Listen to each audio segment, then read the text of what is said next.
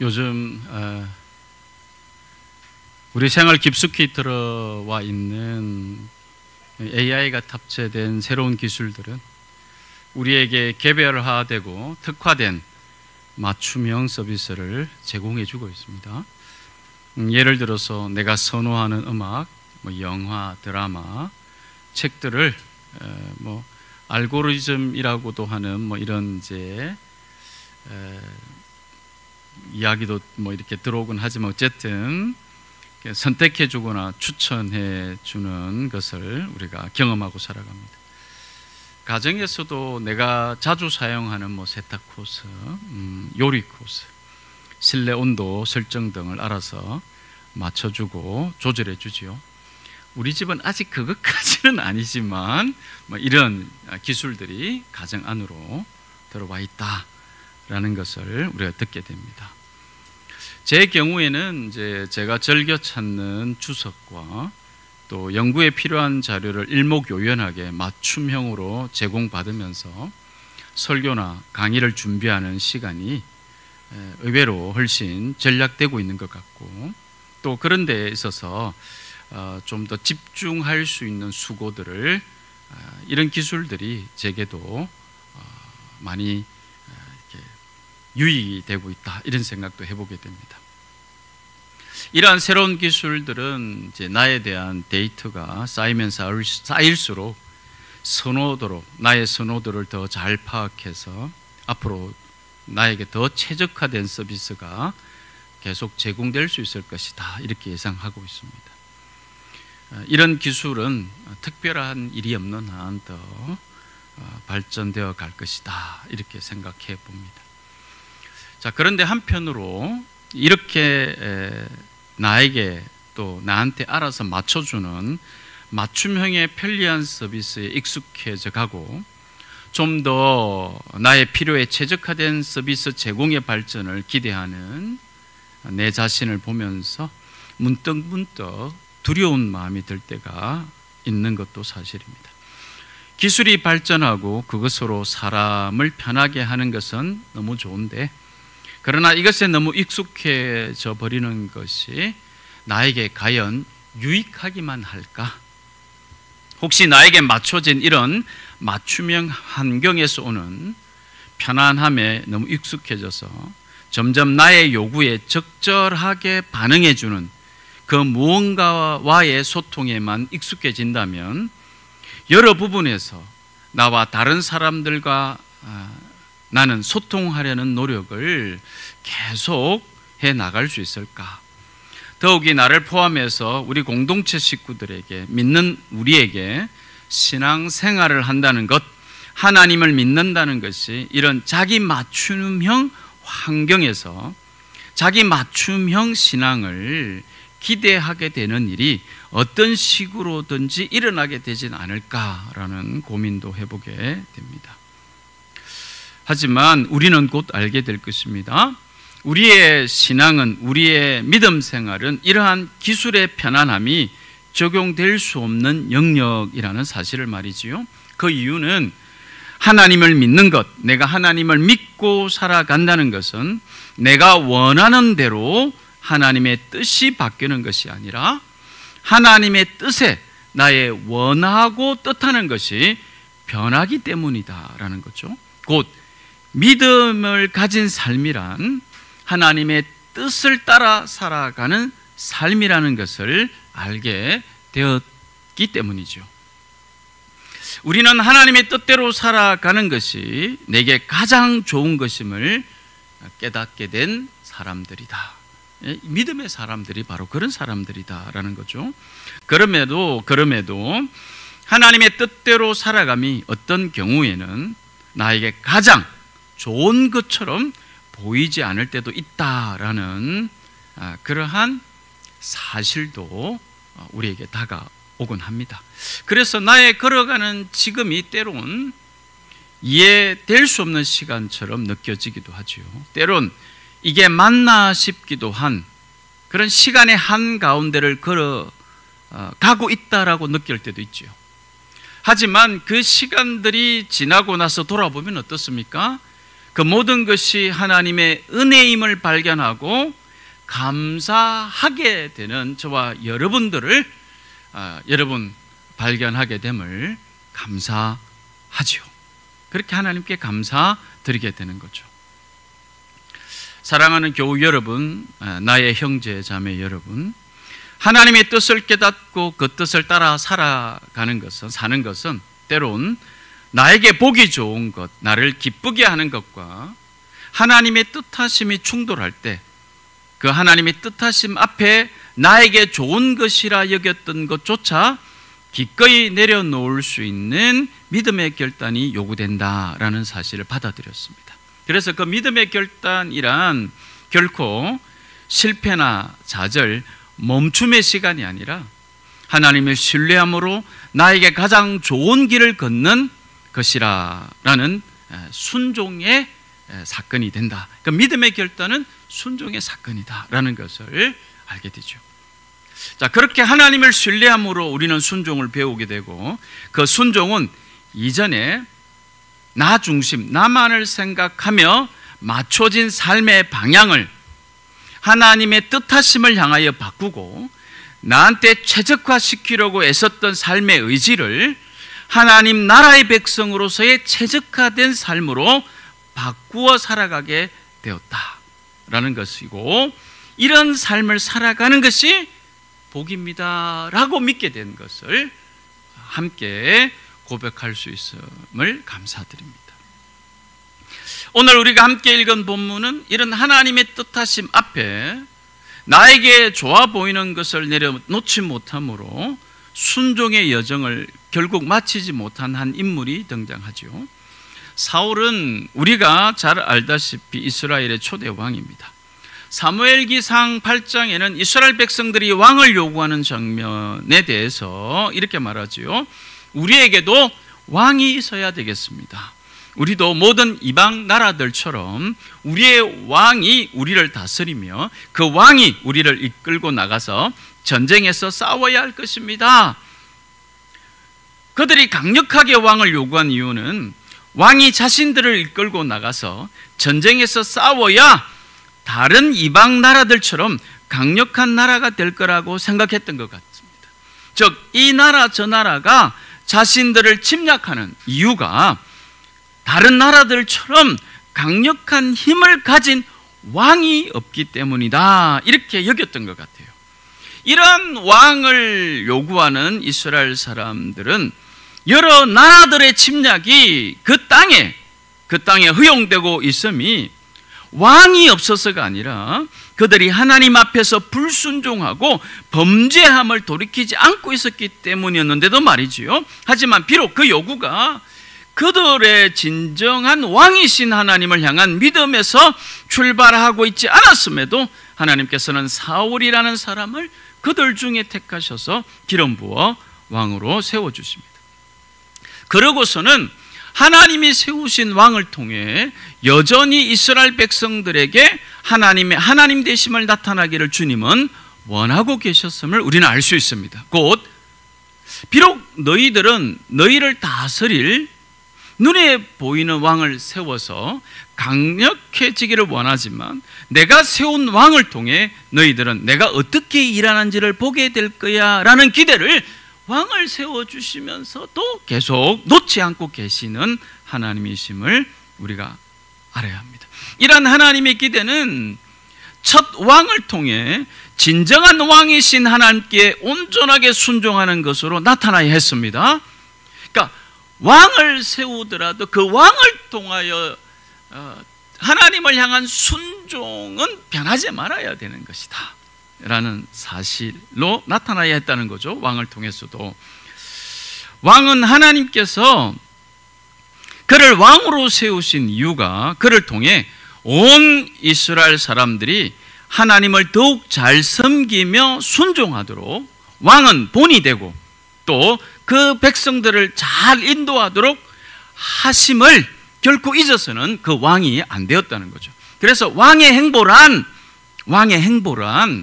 앞으로 이스라엘이 잘 살아가게 되는지 그렇지 않은지를 보여주게 되는 시간하고 연결되어 있다. 라고 알 수 있습니다. 오늘 우리가 읽은 말씀을 통해 이 순종하며 살아갈지 불순종하며 살아갈지가 사울 왕의 행보와 직접적으로 연관되어 나타나고 있다는 사실을 볼 수 있습니다. 하나님께서 사무엘 선지자를 통해 사울에게 이렇게 말씀하죠. 사무엘기상 15장 2절과 3절이죠. 이스라엘이 이집트에서 나올 때에 아말렉이 이스라엘에게 한 일, 곧 길을 막고 대적한 일 때문에 아말렉을 벌하겠다. 너는 이제 가서 아말렉을 쳐라. 그들에게 딸린 것은 모두 전멸시켜라. 사정을 보아주어서는 안 된다. 남자와 여자, 어린아이와 젖먹이, 소떼와 양떼, 낙타와 나귀 등 무엇이든 가릴 것이 없이 죽여라. 여기서 등장하는 이스라엘이 이집트에서 나올 때란 잘 알다시피 출애굽기 17장 사건을 말합니다. 한 300~400년이 좀 훨씬 지난 사건인데 말이죠. 하나님은 꼬장꼬장하게 그때 일을 기억하고 계시는가, 이런 마음이 들 수도 있을 겁니다. 근데 그런 게 아니더라고요. 자, 봅시다. 모세가 이스라엘 백성들을 이끌고 이집트, 즉 애굽에서 나와 광야 생활을 할 때 러비딤이라는 곳에 도착합니다. 발음도 안 되네. 러비딤이라는 장소에서는 우리가 알다시피 마실 물이 없었다. 그래서 이것 때문에 이스라엘 백성들이 하나님을 시험하면서 모세를 원망하지요. 하나님의 인도하심을 여러분 왜 러비딤으로 인도하셨을까? 물이 있는 곳으로 인도하지 않으시고 물이 없는 곳으로 인도하셨을까? 그렇게 생각해 보는데 어쨌든 그런 하나님에 대하여 감사했던 시간들이 어디로 갔는지, 그러니까 홍해를 가르시고 그들을 구원하셨던 그 하나님의 놀라우신 것들에 대한 것은 착 잊어버리고 지금 이 러비딤으로 인도하셔서 물이 없는 이 상황에서 그들은 분노로, 원망으로 모세를 대적하고 있죠. 그래서 모세의 기도에서 그들의 분노, 이스라엘 백성들의 분노와 원망이 얼마나 심했는지 우리가 좀 더 상상해 볼 수 있습니다. 이 백성을 제가 어떻게 해야 합니까? 그들은 지금이라도 곧 저를 돌로 죽이려고 합니다. 이렇게 분노에 차서 모세를 원망하던 상황에서 모세가 하나님의 말씀을 듣고 바위를 치자 그 바위에서 물이 나왔습니다. 그리고 그동안 목말랐던 사람들이 아마 앞다투어 목을 축이게 되었을 겁니다. 자, 이 상황을 상상해 보십시다. 어땠습니까? 이 상황이 얼마나 정신이 없고 어수선한 상황이었겠습니까? 한 200~300만 정도 되는 이 사람들이 목이 말라서 거의 죽게 막 이렇게 되는데 물이 바위에 통해서 나왔어요. 막 그 물에 앞다투어 서로 이제 먹고 무질서했다 뭐 이런 것까지는 아닐지라도 막 상황이 물 마시려고 하는 이런 어수선하고 뭐 복잡한 이런 상황은 우리가 충분히 상상해 볼 수 있죠. 그런데 바로 그때에 그렇게 정신없이 목을 축이며 어수선했을 그때에 아말렉 사람들이 몰려와서 이스라엘 백성들을 공격했다는 거죠. 그리고 이 전쟁에서 하나님께서는 이스라엘을 승리케 하셨습니다. 하나님께서는 모세에게 이렇게 말씀하십니다.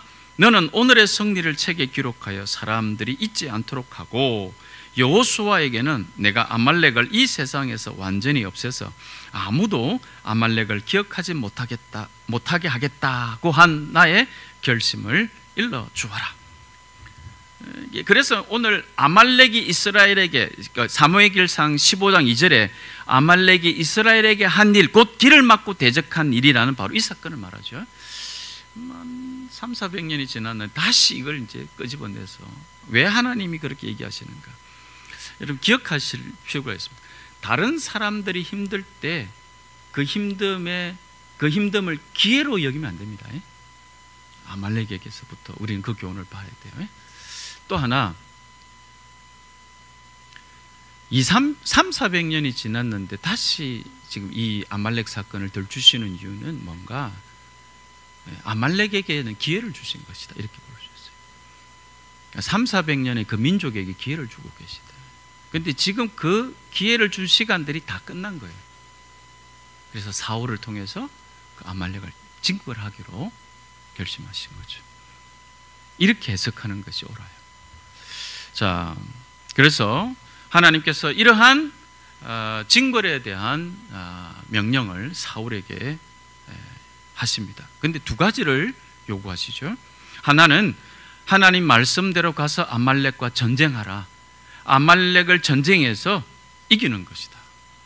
이건 이제 하나님께서 약속하시죠. 이기는 것에 대한 약속이죠.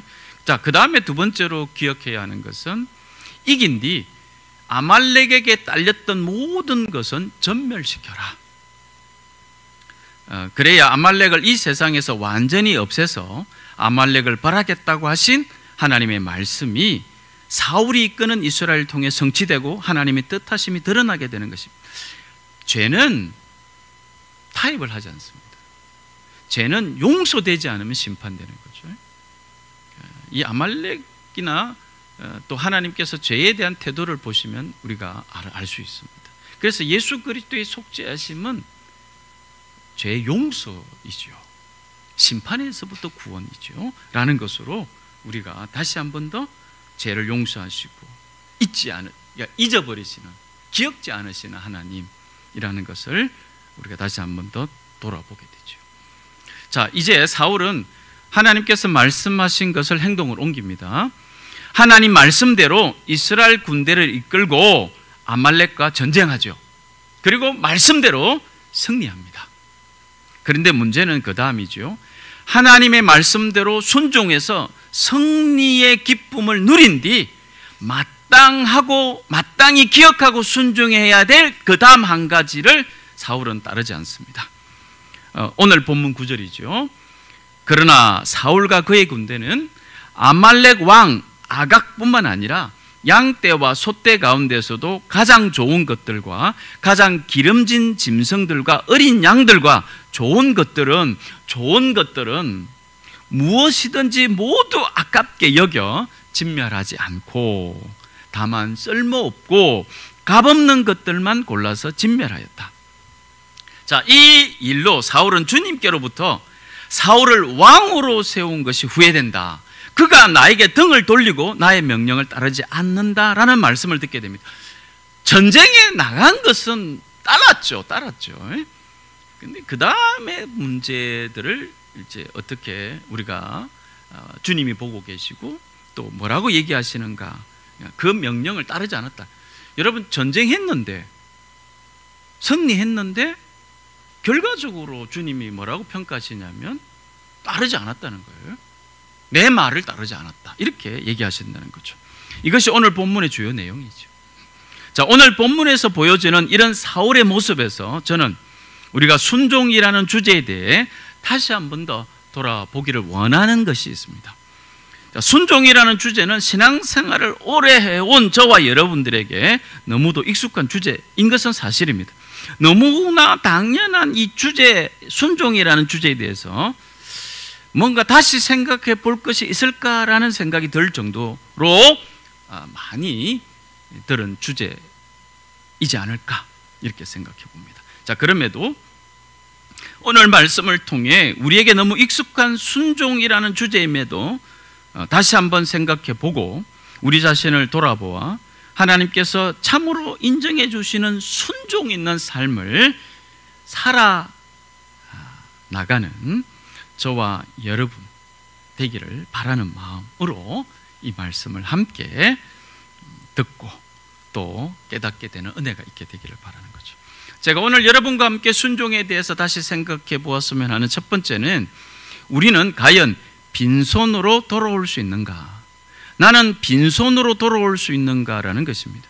이 말을 저의 언어로 다시 표현하면 이렇습니다. 나는 나의 수고가 혹 돋보이지 않아도, 내가 한 것은 티도 안 나더라도 나의 순종으로 하나님만 나타낼 수 있다면, 하나님께서 명령하신 뜻에 순종이 나타날 수 있다면 그것까지 나는 기꺼이 순종할 수 있는가? 자, 오늘 설교의 제목같이 순종에는 기쁨만이 아니라 순종에는 더 눈물까지도 받아들일 수 있는가, 이런 의미로 말씀을 함께 살펴나갔으면 좋겠습니다. 사울은 하나님 말씀에 순종했습니다. 무엇을 순종했습니까? 이스라엘에게 한 일을 벌하기 위해 아말렉을 치라는 하나님의 말씀에 순종했죠. 여러분, 세상에 피를 안 묻히는 전쟁, 수고롭지 않는 전쟁은 없습니다. 사울 역시 이스라엘 군대를 소집해서 그 군대를 이끌고 이 힘든 전쟁의 시간을 감내했습니다. 자신은 하나님의 말씀대로 순종하고 있다고 생각했습니다. 이것도 귀한 순종입니다. 하지만 문제는 그 다음입니다. 아말렉 족속, 그들에게 딸린 것은 모두 전멸하라는 하나님의 말씀은 사울의 입장에서 보면 그렇게 힘들게 전쟁하고 이긴 승리의 기쁨에서 돌아올 때는 빈손으로, 눈물을 머금게 되도록 빈손으로 돌아가라는 말씀과 같습니다. 이 말은 사울의 개인의 수고는 물론이요, 이스라엘 왕으로서의 권위와 힘을 이스라엘 군대와 백성들 앞에서 마음껏 보여줄 수 없다는 말과 같습니다. 사울은 이스라엘의 왕입니다. 초대 왕이죠. 왕권이 좀 더 강화되어야 될 그런 시점입니다. 뭔가 군인들에게 왕으로서의 뭔가를 보여줘야 될 그런 시점입니다. 자신이 이끈 전쟁에서 승리한 후 수고한 군인들에게 돈을 줄 수가 없어요. 왕이 그런 재산을 가지고 있지 못했어요, 당장은. 그래서 이렇게 전쟁에서 목숨 걸고 싸운 그 군인들에게 여러분 어떻게 해줘야 됩니까? 집으로 다시 돌려보낼 때에 기름지고 값비싼 전리품, 전쟁에서 승리하여서 얻은 그 획득한 전리품을 가족과 사람들 앞에 보여줄 거리를 주고 싶은 마음이 사울에게 왜 없었겠어요? 그리고 전쟁에서 승리한 후에 이러한 일은 어쩌면 너무나 당연한 일이 될지도 몰라요. 그럼에도 이번 아말렉과의 전쟁 후에 하나님께서 사울에게 원하셨던 것은 그들에게 승리를 주신 하나님을 기억하며 기뻐하면서 동시에 하나님 말씀대로 아말렉과 관련된 모든 것을 진멸하고 빈손으로 돌아가라라는 뜻이었어요. 설교 서두에서 말씀드린 것처럼 이때가 바로 나에게 좋은 것이 하나님의 뜻하심과 충돌될 때에 나에게 좋은 것이 내려놓아져야 할 때다라는 사실을 알아야 돼요. 사울은 그렇게 하지 못했다고 우리가 보아야 돼요. 하나님 말씀대로 전쟁에 나아가 승리하는 것으로 순종이 끝났다고 생각하면 안 된다는 거예요. 비록 보기에는 아무것도 가져오지 못하고 가져가지 못하는 볼품없는 빈손이었다 하더라도 만약 하나님 말씀 그대로 순종하고 빈손으로 돌아왔다면 사울의 그 빈손은, 군인들의 그 빈손은 하나님의 영광이 가득한 손이었을 거라고 믿는 거죠. 그리고 사울 왕의 이러한 순종을 통해 상상할 수 없는 하나님의 복이 준비되었을 거라고 저는 확신하는 거예요. 그런데 사울은 하나님의 말씀대로 빈손이 아닌 가장 좋은 것들, 가장 기름진 것들, 하나님 보시기에 좋은 것들이 아닌 자신이 보기에 좋은 것들로 두 손을 가득 채워서 돌아갔던 거죠. 그리고 사무엘기상 15장 12절에 보면 사울은 갈멜에 가서 성전비를 세워요. 즉 전멸하라는 하나님 말씀에 불순종했을 뿐만 아니라 자신이 승리한 전쟁을 기념하기 위한 성전비를 세워 하나님이 지금 드러나고 있다는 것이 아니라 자신의 공, 이것이 드러나는 일에 마음을 빼앗기고 있다라는 것을 엿볼 수 있어요. 이 모습에서 우리는 사울이 이 전쟁의 승리를 어떻게 이해하고 그 전쟁에 참여한 이스라엘 백성들이 이해하도록 잘못 인도하고 있는가를 발견해야 돼요. 자, 그렇다면 우리는 어떤가요? 우리의 순종은 어떤가요? 우리에게는 이런 모습이 혹시 있지는 않을까요? 아직 남아있지는 않을까요? 또 갈등하고 있지는 않을까요?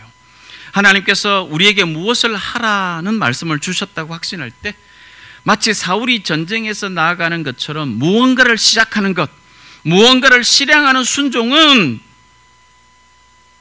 기쁘고 쉬울 수도 있어요. 쉽지 않겠지만 쉬울 수도 있어요.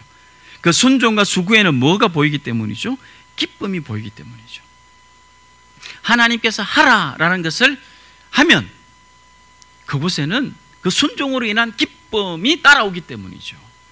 그러나 때로는 하나님께서 우리에게 그곳에 다 두고 빈손으로 돌아가라고 말씀하실 때도 있지는 않았는가? 눈물을 흘리며 돌아와야 했던 적은 없었는가? 때로는 우리의 수고가 전혀 드러나지 않는 상황을 허락하신 적은 없었는가? 라는 거죠. 우리가 하나님의 말씀에 순종한다고 했을 때 가장 중요한 것은 우리의 순종을 통해 무엇이 드러나는가? 그러기에 전쟁에 나가서 큰 승리를 거둔 것과 같은 대단한 일이 아니더라도 때로는 보잘것없는 이방 여인의 시어머니를 공경하는 평범한 일상일지라도 그 일을 통해 하나님이 하나님 되심이 드러난 하나님의 하나님 되심이 드러날 수만 있다면 그 모든 일 순종의 기쁨뿐만 아니라 순종의 눈물까지도 하나님 앞에 드려진 우리의 순종이 되어야 한다라는 사실이죠. 순종에 대해서 다시 생각해 보았으면 하는 두 번째는 방금 말씀하신 것처럼 드린 것처럼 순종의 기쁨뿐 아니라 순종의 눈물까지도 받아들이기 위해서는 우리가 경계하고 깨달아야 할 순종의 태도가 있다라는 것을 잠깐 더 살펴보기 원합니다. 다시 말하면 이 순종의 기쁨뿐만 아니라 순종의 눈물까지도 받아들이기 위해서 우리가 경계해야 될 태도가 있다라는 거죠. 오늘 함께 읽은 본문을 통해서 이것을 알 수 있습니다. 사무엘기상 15장 13절입니다. 사울이 있는 곳에 사무엘이 이르렀을 때 사무엘 선지자가 이렇게 말합니다. 나는 주님의 명령대로 다 하였습니다.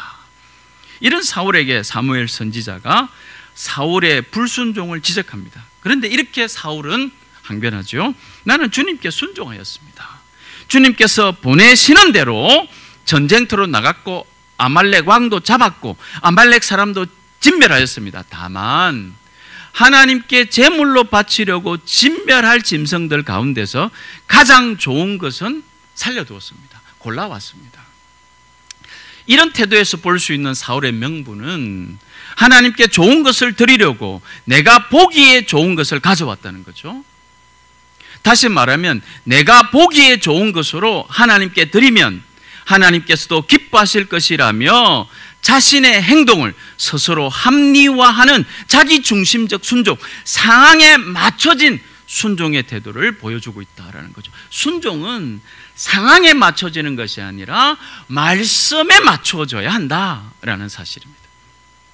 하나님께서 기뻐하시는 것이 곧 내가 보기에 좋은 것일 수는 있으나 내가 보기에 좋아 보이는 것이 곧 하나님이 기뻐하시는 것은 아닐 수도 있음을 늘 경계해야 된다 이 말이죠.